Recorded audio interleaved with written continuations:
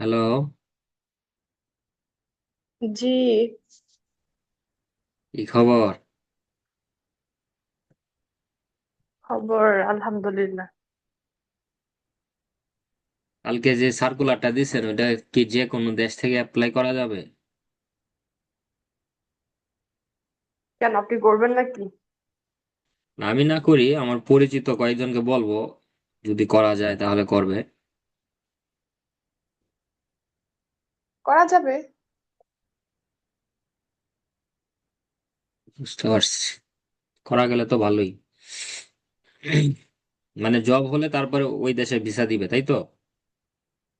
হ্যাঁ। ওইখানে কি থাকতে দিবে? হ্যাঁ।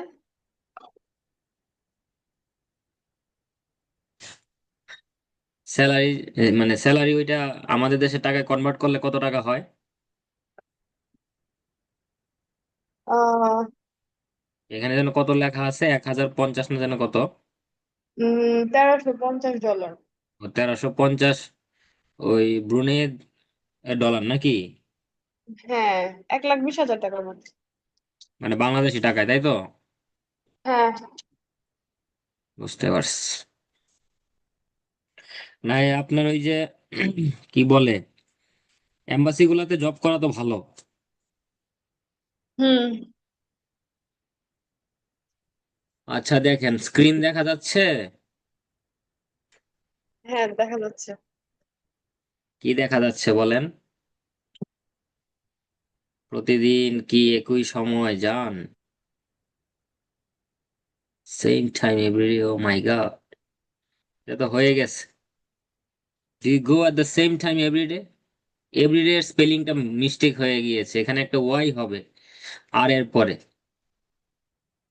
বুঝতে কোথায়? পেরেছেন? এই যে ই ভি ই আর ওয়াই, এভরি, ও তারপরে। আচ্ছা আচ্ছা, এভরিডে। বানানটা ভুল হয়েছে। হ্যাঁ হ্যাঁ হ্যাঁ, সেটা বলছি। হ্যাঁ, এটা আমি খেয়াল করি না হয়তো। তারপরে দেখেন যে বাসায় অনেক লোকজন, so many people at home, এটা বললে মানুষে বুঝবে, কিন্তু গ্রামাটিক্যাল মিস্টেক। আপনাকে সেন্টেন্সটা ঠিক করে যদি লিখতে বলে কেউ, তখন এটা ভুল। কিভাবে লিখবেন বলেন তো? এটা লিখতে হবে এইভাবে,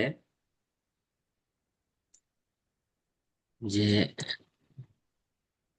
দেয়ার are many people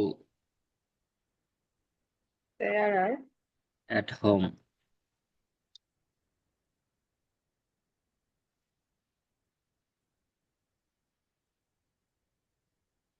there are many people at home. বুঝতে পারছেন? কারণ বাসায় অনেক লোকজন আছে, there are many people at home. বুঝছেন?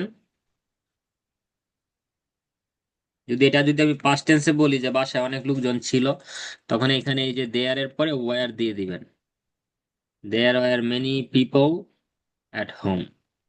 বাসায় অনেক মানুষ থাকবে, there will be many people tonight. যেমন আজ রাতে বাসায় অনেক মানুষ থাকবে, there will be lot of people tonight. আজ রাত। বুঝতে পারছেন? হুম। তাহলে কারেক্ট। কিভাবে? এটা তো জাস্ট আপনি ট্রান্সলেশনটা আমাকে দিলেন, তাই না? কিন্তু এখানে দেয়ারটা কেন হয়েছে সেটা বুঝাই দেন। এই তো আপনার মাথা খুলছে। এতদিন আপনার মাথা কোথায় ছিল? এই লেখাগুলো আবার চলে আসে নিচের দিকে।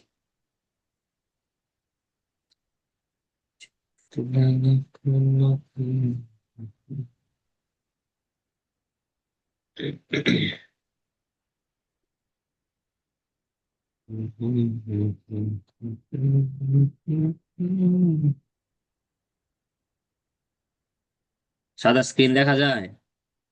হ্যাঁ।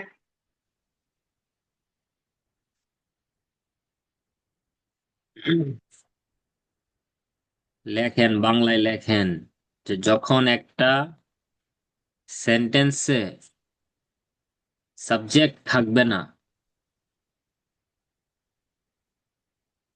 এখন সাবজেক্টটা কি, যে বা যে, মানে যার মাধ্যমে একটা কাজ সম্পন্ন হয়, কর্তা, তাই তো? তাই না? হ্যাঁ। যেমন বাসায় অনেক লোকজন, এই যে আমার সেন্টেন্সটা যে বাসায় অনেক লোকজন আছে, তো এই সেন্টেন্সে কোনো সাবজেক্ট নাই। যে বাসায় সে কোনো কাজ করতে পারে না, লোকজন, এখানে লোকজনের কোনো কাজের কথা বলে না, শুধু বলছে যে বাসায় অনেক লোকজন আছে বা ছিল বা থাকবে। তো যখন একটা সেন্টেন্স আপনার সাবজেক্ট থাকবে না, ওই ধরনের সেন্টেন্সে আপনি সাবজেক্ট নিয়ে আসবেন দেয়ার অথবা ইট। দেয়ার অথবা ইট দিয়ে সেন্টেন্স তৈরি করতে হবে। যেমন আমি যদি বলি যে সেখানে একটা পাখি, বলতে হবে যে there is a bird. There is a bird. আবার যেমন বৃষ্টি হচ্ছে, it is raining. It's raining. বুঝতে পারছেন?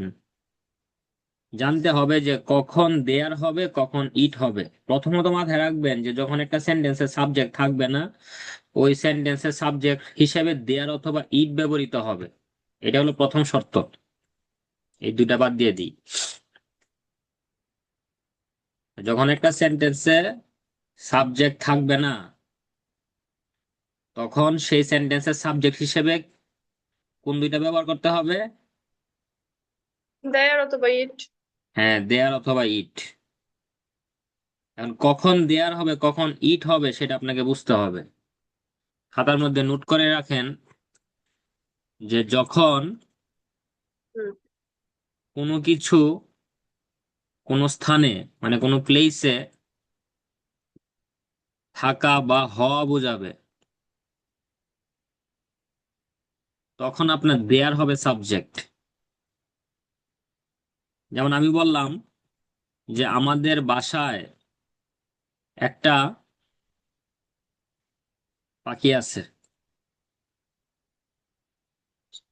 এটা একটা সেন্টেন্স বললাম, বাংলা লেখা যায় না সেই কারণে বাংলিশ লিখতেছি আর কি, যে আমাদের বাসায় একটা পাখি আছে। এই ধরনের কথা আমরা বলি না? হুম। হ্যাঁ, আমাদের বাসায় একটা পাখি আছে। হুম। হ্যাঁ।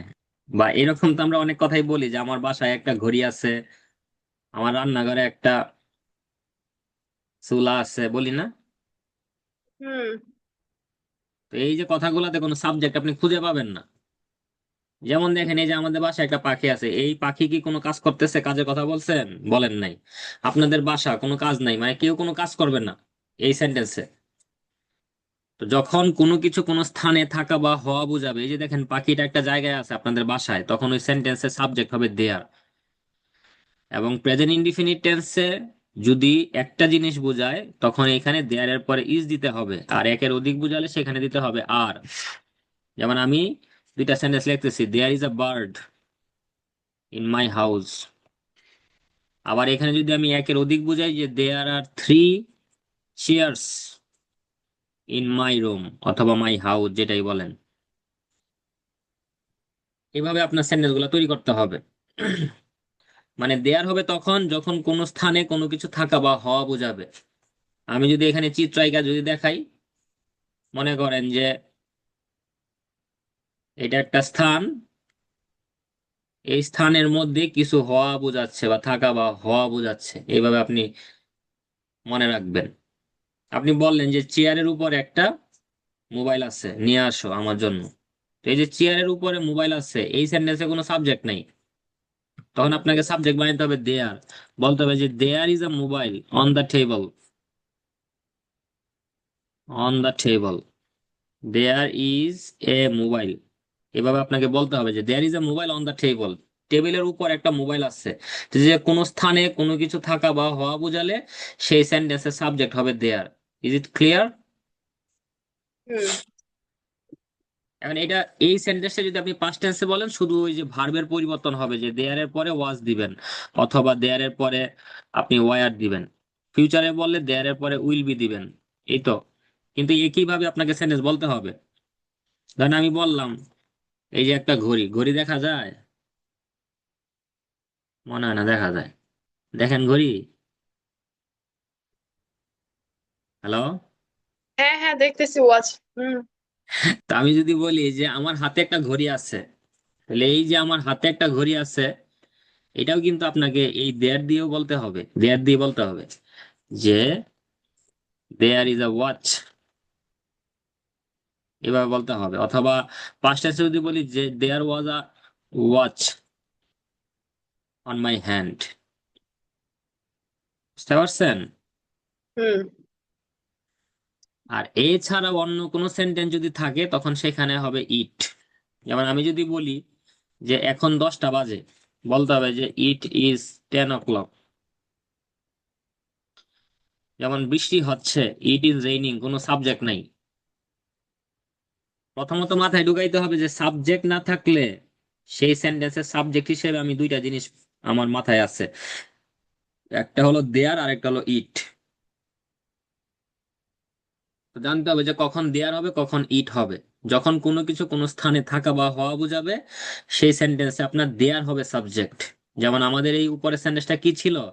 বাসায় অনেক লোকজন, এই লোকজনগুলো কোথায়? একটা বাসায় আছে, তার মানে একটা স্থানে আছে। আপনি যদি দেয়ার। এখানে বাসা বাদ দিয়ে যদি বলেন যে আমার বাড়ির সামনে আছে, সেই সেন্টেন্সেও সাবজেক্ট হবে দেয়ার। বলতে হবে এইরকম ভাবে যে there are some people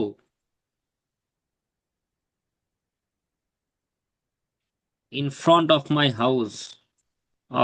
house, যে আমার বাড়ির সামনে কিছু মানুষ আছে।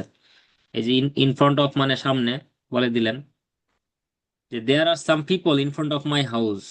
আপনি বললেন যে এই আমাদের পুকুরে কয়েকটা হাঁস আছে, বলতে হবে যে দেয়ার আর সাম হাঁস বা ডাক বললেন। এই সেন্টেন্স শুরু হবে দেয়ার দিয়ে। বুঝতে পারছেন? এস দিতে হবে নাকি? বুঝতে পারছেন এটা, যে কখন দেয়ার হবে কখন ইট হবে? হুম, বুঝতে পারছি তো। হ্যাঁ, ব্যবহার করতে হবে আর কি। তাহলে যে আমাদের বাসায় অনেক লোকজন, দেয়ার আর মেনি পিপল অথবা a lot of people, there are lot of people at home অথবা ইন মাই হাউস। এটা ক্লিয়ার হয়েছে? এটা ক্লিয়ার হয়েছে। তাহলে প্রথমটা বলেন, প্রতিদিন একই সময় যাই, তাই না? ওটা তো আপনার হয়েছে। একই সময় যান। হ্যাঁ। ওইটা তো আপনার হয়েছে, ওই ওই সেন্টেন্স তো আপনার হয়েছে। ওইটা তো একটা প্রশ্নবোধক সেন্টেন্স, আপনি একজনকে প্রশ্ন করতেছেন যে আপনি কি প্রতিদিন একই সময়ে যান। এই তো যে ইউ এটাই হলো আপনার পরে ইউ। আমি ইউটা ইউজ করছি। হ্যাঁ, যখন আপনি কাউকে প্রশ্ন করবেন, যেমন আপনি জিজ্ঞাসা করলেন যে এয়ারপোর্ট কোথায়, তার মানে আপনি কাউকে জিজ্ঞাসা করতেছেন, তখন সেখানে আপনার সাবজেক্ট ইউ ধরে নিতে হবে যে আপনি কি জানেন এয়ারপোর্ট কোথায়, do you know where is the airport. কারণ আমরা তো সব সময় আমাদের কথার মধ্যে তো যে সাবজেক্ট উল্লেখ করে বলি না, কিন্তু আমাদের ধরে নিতে হয় যে আমি কথাটা কাকে বলতেছি। মানে আপনি কি জানেন বিমানবন্দর কোথায়, সেইভাবে না বলে আমি সরাসরি বললাম যে বিমানবন্দর কই। তো এটা যখন আপনি ইংলিশে সুন্দর করে বলবেন তখন আপনাকে এইভাবে বলতে হবে যে আপনি কি জানেন, সেটা ধরেই আপনার ট্রান্সলেট করতে হবে যে do you know where is the airport, অথবা where the airport is located. এভাবে আপনাকে বলতে হবে। বুঝেছেন? যেমন দেখেন আপনি এখানে একটা সেন্টেন্সে সাবজেক্ট দেন নাই। উম, এই যে কালকে সকাল থেকে জ্বরে ভুগছি, কে ভুগতেছে? আপনি নিজে না? হ্যাঁ আমি। তাহলে এখানে আই কই? ধরেন আপনার ইংলিশ সব বাদ দিলাম, শুধু আই, আই দেন নাই, মানে সাবজেক্টে তো দেন নাই। এটা ভুল গেছে সেটা ঠিক আছে, কিন্তু মেইন জিনিসটা তো আগে আপনার খুঁজে বের করতে হবে। কে ভুগতেছে? আমি হ্যাঁ, ভুগতেছি, তাই তো? কারণ এটা তো আমি নিজেই বলতেছি যে কালকে সকাল থেকে জ্বরে ভুগছি, হুম। যে আই এম সাফারিং অথবা I have been suffering from fever since last night অথবা ইয়েস্টারডে মর্নিং। যেমন দেখেন এই দুইটা সেন্টেন্স আপনার সাবজেক্ট আছে, উল্লেখ করা আছে যে সে আমাকে সবকিছুতে উৎসাহিত করে, এখানে সে হলো সাবজেক্ট, কাজটা সে করে।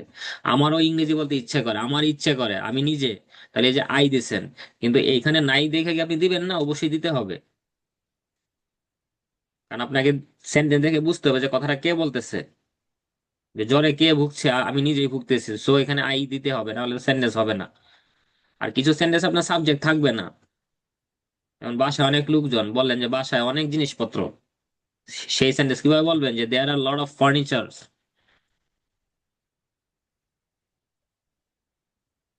বলতে হবে যে there are lot of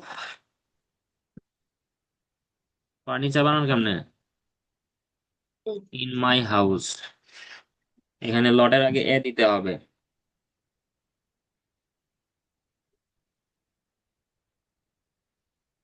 their are a lot of furniture in my house, অথবা এখানে, এখানে আর এর নিচে আবার লাল দাগ, সে ইজ দেই।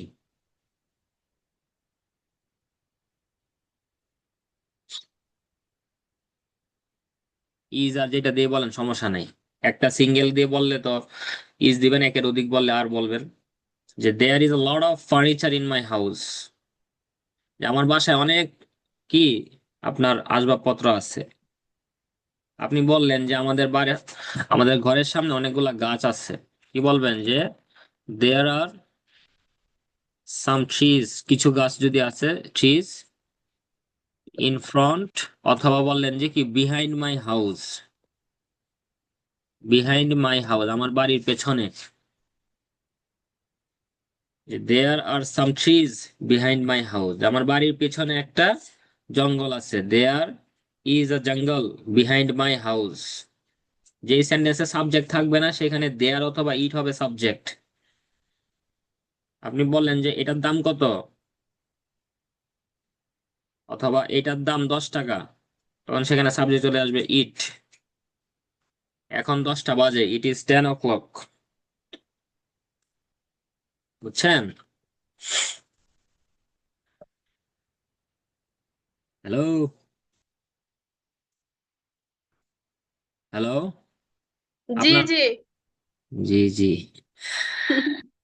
আচ্ছা দেখেন, যে সে আমাকে সবকিছুতেই উৎসাহিত করে, এই সেন্টেন্সটা, এই যে করে, এটা কি বর্তমান না ভবিষ্যৎ? এটা তো করে, বর্তমান। বর্তমান। তো আপনি এখানে যে ভার্বের পাস্ট ফর্ম দিয়ে দিচ্ছেন, এই যে এনকারেজড, এটা হলো অতীতের ভার্বের পাস্ট ফর্ম, সো এখানে জাস্ট আপনার ভার্বের প্রেজেন্ট ফর্ম ইউজ করতে হবে। সো আপনার ডিটা হবে। সেন্টেন্সটা হবে, ডি হবে না, কিন্তু এখানে সাবজেক্ট অনুযায়ী যে প্রেজেন্ট ইনডিফিনিট টেন্স আমরা কি জানি, সাবজেক্ট থার্ড পারসন সিঙ্গুলার হলে ভার্বের সাথে অ্যাজ বা ইয়ে যুক্ত হয়, so you have to say he encourages me in everything.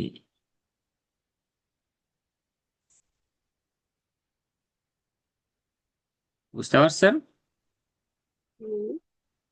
অথবা এট অল, এভাবে বলবেন। এটা প্রেজেন্ট ইনডিফিনিট টেন্স, সো আপনাকে এখানে এই সাবজেক্টের পরে ভার্বের সাথে এস অথবা ইএস যুক্ত করতে হবে। বুঝছেন? হুম।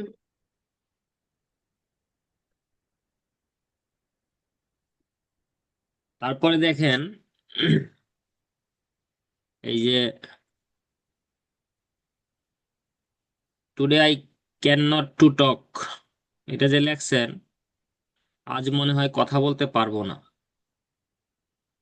তাহলে আমি পারি আই ক্যান, এই ক্যানের পরে কখনো টু হয় না,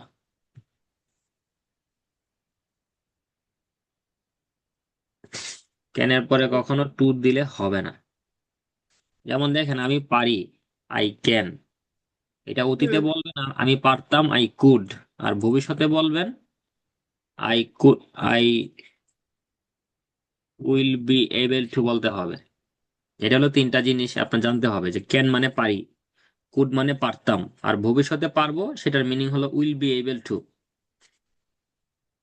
খাতার মধ্যে লিখে রাখেন যে ক্যান মানে পারি, কুড মানে পারতাম, উইল বি এবল টু মানে পারবো। তাহলে আমি কথা বলতে পারবো, I will be able to টক, এটা হলো যে কথা বলতে পারবো, তাহলে পারবো না এই উইলের সাথে নট ইউজ করবেন। I will not be able to টক, আজকে মানে টুডে। আর এই যে মনে হয় মানে এখানে মেবি ইউজ করবেন, যে maybe today I won't be able to টক। ভেঙে ভেঙে করেন, দেখবেন আপনার সেন্টেন্স হয়ে গেছে। যে আমি পারি কোন একটা জিনিস পারি, আপনি বর্তমানে বললেন যে আমি গান গাইতে পারি, আই ক্যান সিং। আমি গান গাইতে পারতাম, আই কুড সিং। আমি গান গাইতে পারবো, I will be able two Singh a song.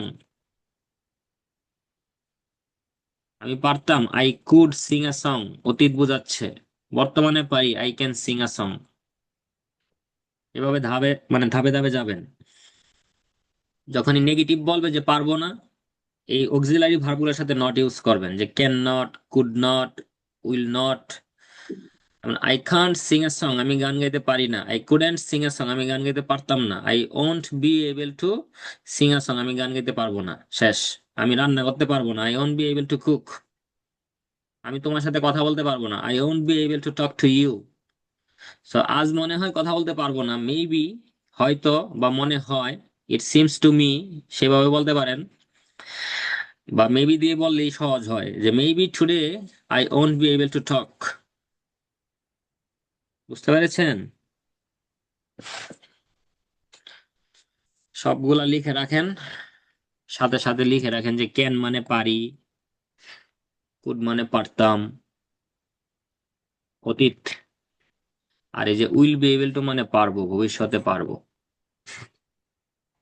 Can মানে পারি, কুড মানে পারতাম, উইল বি না, এবল টু এটা মানে লিখছি হলো। না যে উম কি বলে হতে পারে কিংবা হতে পারতো, এটার যে ইংরেজিটা বললেন মেবি ছাড়া আর কি কি ওয়ার্ড বললেন? না না, ওইটা তো হলে হলো যে ওই যে মনে হয়, আজকে হ্যাঁ। মনে হয়, মনে হয় মানে তো হয়তো, তাই না? যে সম্ভাবনা হুম। কম। তো সেটা মিনিং আপনি মেবি অথবা সিমস লাইক দ্যাট সেটা বলতে পারেন। এই মানে এই সেন্টেন্সে আপনি সিমস লাইক দ্যাট দিয়ে বললে বলতে পারেন, কিন্তু সেন্টেন্সটা অনেক বড় হয়ে যাবে। তো আপনি এখানে মেবি দিয়ে শিখেন। আমরা ওই যে সিম সিম টু ওইটার স্ট্রাকচার যেদিন শিখবো সেদিন দেখবেন যে কত ভেরিয়েশন আছে সেন্টেন্সের। আগে আপনাকে মাথায় রাখতে হবে যে ক্যান মানে পারি, কুড মানে পারতাম, উইল বি এবল টু মানে পারবো। এটা জানলেই হইলো, আর কিছু জানতে হবে না। তো যে পারবো না, উইলের সাথে নট করে দেন, যে I won't be able to টক। যে আমি আজকে কথা বলতে পারবো না, I won't be able to টক। তুমি খাইলে খাও, না খাইলে ঘুমাও, আমি কিছু বলতে পারবো না, I won't be able to say anything. Simple. আর এখান থেকে বাদ দিয়ে নতুন পেজে যাই।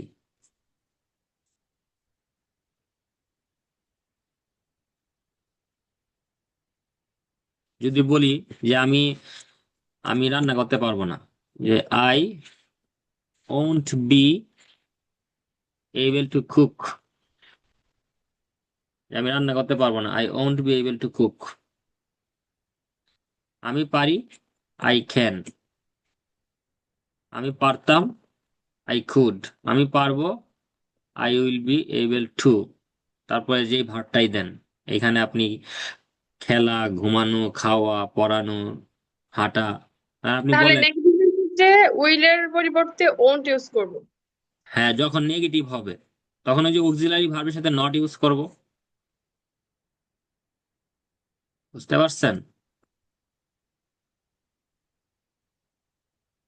বুঝছেন আমার কথা? হুম। কারণ আমরা তো সেন্টেন্সকে নেগেটিভ করি কিভাবে?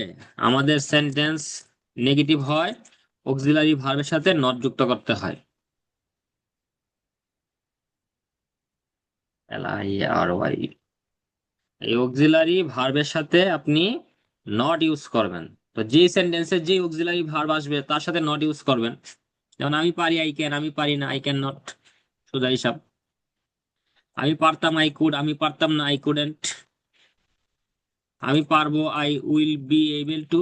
সেটাকে নেগেটিভ করবেন, যে I won't be able two. কি পারবেন না? আমি আজকে বের হতে পারবো না।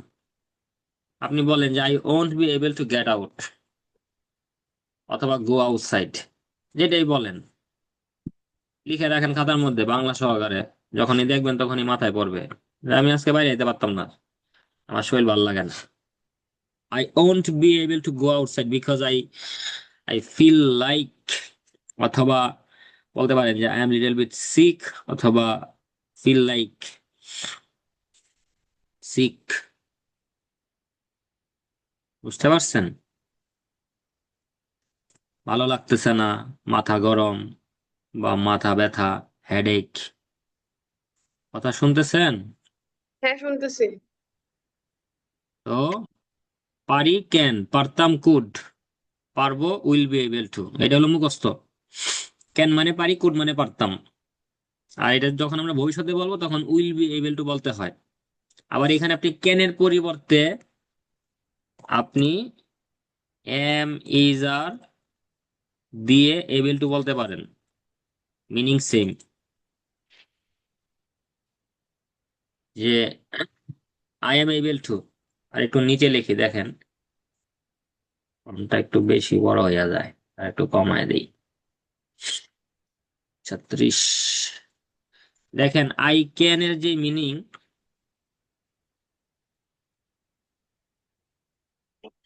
আবার আপনি যদি বলেন যে আই এম এবল টু, দুটা meaning same.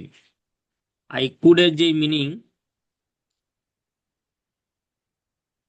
I was able two, meaning same. আবার ওই যে I will be able two যে মিনিং, মানে এখানে তো এটাই হবে, আর তো কিছু হবে না। তাহলে দেখেন এখানে আপনি ক্যানের পরিবর্তে am, is, are able to বলতে পারেন, আর কুডের পরিবর্তে ওয়াজ আর এবল টু বলতে পারেন, মিনিং সেম। আপনি যেভাবেই বলেন, কিন্তু ভবিষ্যতে শুধু এই একটাই ব্যবহার করতে হবে, যে will be able two. Can মানে পারি, আই এম এবল মানে আমি সক্ষম, কাজটা করতে সক্ষম। কুড মানে পারতাম, আমি সক্ষম ছিলাম, I was able to do the work. আর ভবিষ্যতে সক্ষম হব বা কাজটা করতে পারবো, so I will be able to do the work. আপনি বললেন যে আমি ইংরেজি বলতে পারবো, I will be able to speak English. পারতাম না, I won't be, won't be এটাকে আপনি আবার লিখতে পারেন যে উইল নট, যেভাবে লেখেন, won't be, will not be able to speak English. আমি বলতে পারবো, I will be able to speak. আমি বলতে পারবো না, I won't be able to speak. প্রশ্ন করবেন, এই উইলটাকে সাবজেক্টের আগে নিয়ে যাবেন। যেমন ক্যান দিয়ে প্রশ্ন করি, যে ক্যান ইউ কুক, তুমি কি রান্না করতে পারো? ক্যান ইউ স্পিক, তুমি কি বলতে পারো? ক্যান ইউ সিং, তুমি কি গাইতে পারো? সেম পাস্ট টেন্সে কুড দিয়ে প্রশ্ন করবেন, কুড ইউ টেল মি, তুমি কি আমাকে বলতে পারতে? ভবিষ্যতে উইল দিয়ে প্রশ্ন করবেন, will you be able to tell me. বুঝাইতে পারছি ম্যাডাম? জি। ও ম্যাডাম, বুঝছেন? জি, বুঝছি। প্র্যাকটিস করতে হবে আর কি। তাহলে যে আজ মনে হয় কথা বলতে পারবো না, maybe today I won't be able to টক।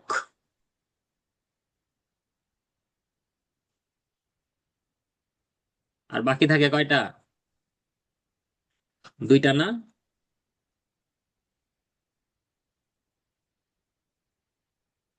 হ্যাঁ বা না, কিছুই বলে না। হায় রে আমার স্টুডেন্ট। Hello, hello. লাস্টেরটা বাকি আছে তো, আর একটা বাকি আছে। এই যে এটা কালকে সকাল থেকে জ্বরে ভুগছি। কালকে সকাল থেকে জ্বরে ভুগছি, এটা এটা বুঝান না, এটা জাস্ট বলছিলেন। হুম। আচ্ছা, এটা অন্য একদিন বুঝাবো। আর ইচ্ছে করে সেটা মানে একটু বুঝাই দেই। হুম। খাতার মধ্যে লেখেন, মানে উপরে লেখেন ইচ্ছে করে। ইচ্ছে আর করে। হ্যাঁ, এই ইচ্ছে করার মিনিং হলো দুইটা, একটা হলো ফিল লাইক, আর একটা হলো উইশ টু। এই দুইটার মানে হলো ইচ্ছে করে। এখন এই দুইটা দিয়ে আপনি সেন্টেন্স যখন তৈরি করবেন, এই দুইটার জন্য দুই রকমের স্ট্রাকচার ফলো করতে হবে। প্রথম স্ট্রাকচার হলো ফিল লাইক দিয়ে, যে আমরা সাবজেক্ট দিব, তারপরে ফিল লাইক দিব, তারপরে ভার্বের সাথে আইএনজি করব, তারপরে অবজেক্ট দিব। যেমন আমি একটা সেন্টেন্স বলি যে I feel like going to Brunei, যে আমার ব্রুনেই যেতে ইচ্ছে করে। যদি আমার সেন্টেন্সটা এরকম হয়, যে আমি ফিল লাইক দিয়ে বললাম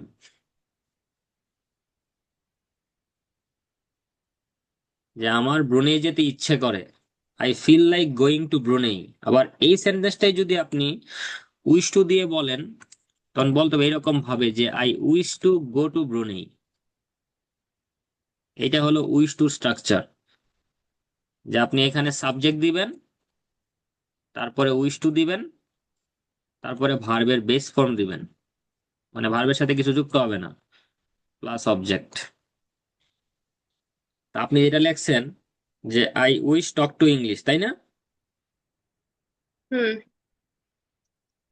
তো এই যে I I wish talk to English হবে না, হবে কি যে I wish two speak English অথবা টক ইংলিশ বা টেল ইংলিশ, যেটাই বলেন, কিন্তু উইশের পরে টু দিতে হবে। স্ট্রাকচারটা খেয়াল করতে হবে যে আমার উইশ টু, তারপরে ভার্বের বেস ফর্ম। আর যদি আমি ফিল লাইক দিয়ে বলি, তাহলে আমার ফিল লাইকের পরে ভার্বের সাথে আইএনজি। এই দুইটা জিনিস মুখস্থ করতে হবে, যে ফিল লাইকের পরে ভার্বের সাথে আইএনজি হয়, উইশ টুর পরে ভার্বের বেস ফর্ম হয়। আপনি এখানে ব্রুনের জায়গায় যা খুশি বলবেন, যে আমার ইংরেজি বলতে ইচ্ছে করে, যে এই তো আমারও বলছে I also feel like speaking English, this is the real answer for this translation. অথবা I also, Sorry, I missed a part of what you said.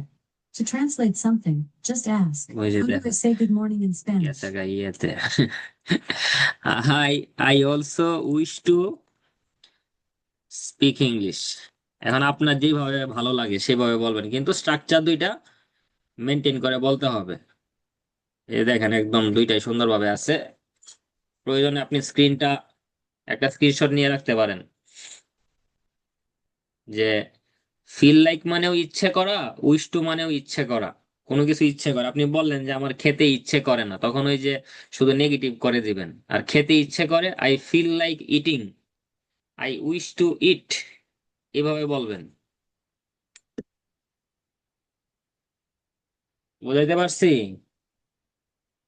অলসোটা হয়েছে কেন? অলসো ওই যে আমারও ইচ্ছে করে, আমারও, আমিও, এই কারণে আই অলসো দিলাম। যেমন তোমাদের সাথে আমারও ঘুরতে ইচ্ছে করে, I also want to travel somewhere with you. আর আপনি অলসো বাদ দিলে দিতে পারেন, সমস্যা নেই, তখন ওই যে আমার সাথে ওটা আসবে না। তখন শুধু বলবেন যে আমার ইচ্ছে করে, আর আমারও ইচ্ছে করে, তখন বলতে হবে যে আই অলসো ফিল লাইক। যেমন আপনি বললেন যে সবাই চুরি করছে, আমিও চুরি করছি, তখন এই যে আই অলসো, অথবা মি টু, বলি না আমরা যে আমিও চুরি করছি, মি টু, আমিও, বা I also feel like speaking English. বুঝতে পেরেছেন? হুম। ঠিক আছে, ভালো থাকেন, সুস্থ থাকেন। আজকের মতো এখানেই ছুটি।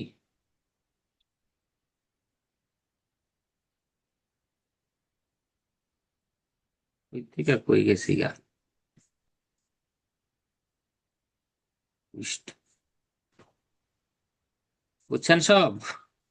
যা বুঝছেন খাতায় লিখে রাখলে ভালো হয়, পরবর্তীতে দেখবেন যে ইচ্ছে করা মানে ফিল লাইক বা উইশ টু, তারপরে সেন্টেন্সে সাবজেক্ট না থাকলে দেয়ার অথবা ইট দিয়ে সেন্টেন্স তৈরি করতে হয়। তারপরে ক্যান মানে পারি, কুড মানে পারতাম, উইল বি এবল টু মানে পারবো, পারি না ক্যান নট, পারতাম না কুডেন্ট, পারবো না ওন্ট বি এবল টু। তারপরে এই যে উৎসাহিত করে, এনকারেজেস, হি এনকারেজেস মি। আপনি বলেন যে আমার হাজবেন্ড আমাকে সবসময় উৎসাহিত করে নতুন কিছু করতে, my husband always encourages me to do something new all the time.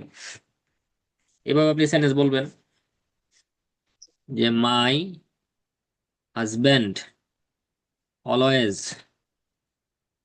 encourages me to do something new all the time. এইভাবে সেন্টেন্স বলবেন যে আমার হাজবেন্ড আমাকে সব সময় নতুন কিছু করতে উৎসাহিত করে, অনুপ্রাণিত করে। এইভাবে সেন্টেন্স লিখবেন যে মাই হাজবেন্ড অলওয়েজ এনকারেজেস। এই যে দেখেন, এটা প্রেজেন্ট ইনডিফিনিট টেন্স এবং সাবজেক্ট থার্ড পারসন সিঙ্গুলার হওয়ার কারণে আমি এখানে ভার্বের সাথে এস অথবা ইয়ে যুক্ত করতে হবে present indefinite tense. This is the rule. My husband always encourages me to do something new all the time.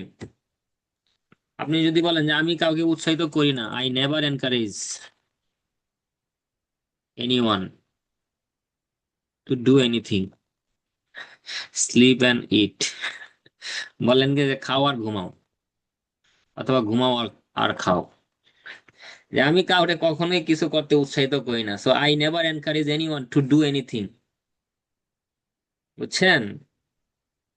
হুম এভাবে সেন্টেন্স গুলা বানাবেন আস্তে আস্তে। মানে এখানে সাবজেক্ট ফার্স্ট পারসন, তো এখানে আপনার ওই ভার্ব নিয়ে চিন্তা করতে হবে না যে ভার্বের সাথে কি মানে যুক্ত করব কি করব না। সাবজেক্ট যখনই থার্ড পারসন সিঙ্গুলার হয়ে যাবে তখনই আমার ভার্বের সাথে এস অথবা ইয়ে যুক্ত হবে যদি সেন্টেন্সটা প্রেজেন্ট ইনডিফিনিট টেন্সে হয়। প্রেজেন্ট ইনডিফিনিট টেন্সে যদি আপনার সাবজেক্ট এই থার্ড পারসন সিঙ্গুলার হয়, প্লুরাল হলে হবে না। সিঙ্গুলার হলে পরে যে ভার্বটা হবে এই ভার্বের সাথে এস অথবা ইয়ে যুক্ত হবে। জানি, এটাও লিখে দিলাম। শুধু মাথায় রাখতে হবে, প্র্যাকটিস করতে হবে। প্রেজেন্ট ইনডিফিনিট টেন্স, অন্য কোনো টেন্সে না। এবং সাবজেক্ট যদি থার্ড পারসন সিঙ্গুলার হয়, থার্ড পারসন সিঙ্গুলার কোনগুলা? ওই যে আমি, আমরা, তুমি, তোমরা ছাড়া পৃথিবীতে যা আছে ওই সবগুলার মধ্যে যেটা দ্বারা একটা বোঝাবে। মানে আপনার এই যে আই, উই আর ইউ ছাড়া পৃথিবীতে যা আছে ওইগুলাকে ভাগ করবেন দুই ভাগে। সিঙ্গুলার মানে এক, প্লুরাল মানে একের অধিক। যেমন আমি বললাম আয়েশা, বললাম একটা কলম, বললাম একটা চেয়ার, যেগুলো দ্বারা একটা বুঝাবে। যেমন এই আয়েশা তো আপনার আই উই ইউ এর মধ্যে পড়ে না। বা বললাম যে বর্ষা, যদি বলি যে এখানে চারটা মেয়ে আছে, চারটা মেয়ের নামই বর্ষা, তখন কি বলতে হবে? যে বর্ষারা। হ্যাঁ, হুম আমি এখানে এস দিয়ে দিলাম যে বর্ষাস, মানে অনেকগুলা বর্ষা আছে এখানে। তখন আবার সেটা প্লুরাল হয়ে যাবে, সেটা আবার থার্ড পারসন সিঙ্গুলার না, থার্ড পারসন প্লুরাল। তখন আবার ওই যে ভার্ব নিয়ে চিন্তা করতে হবে না। শুধুমাত্র থার্ড পারসন সিঙ্গুলারের পরে যে ভার্বটা আসবে, if the tense is present indefinite tense then you have to use S or ES with the verb. Like I do, he does. আমি করি, সে করে, হি ডাজ। আমি পড়াই, আই টিচ, সে পড়ায়, হি টিচেস। কিন্তু ইউ টিচ, তুমি পড়াও, কারণ ইউটা হলো আপনার সেকেন্ড পারসন। শুধুমাত্র এই থার্ড পারসন সিঙ্গুলারের পরে আপনার ভার্বের সাথে এস অথবা ইয়ে যুক্ত হবে। Got it? বুঝছেন? হুম ঠিক আছে, কেটে যাবে call. less than 1 minute, so it's better to leave now. See you tomorrow, talk to you later. Okay.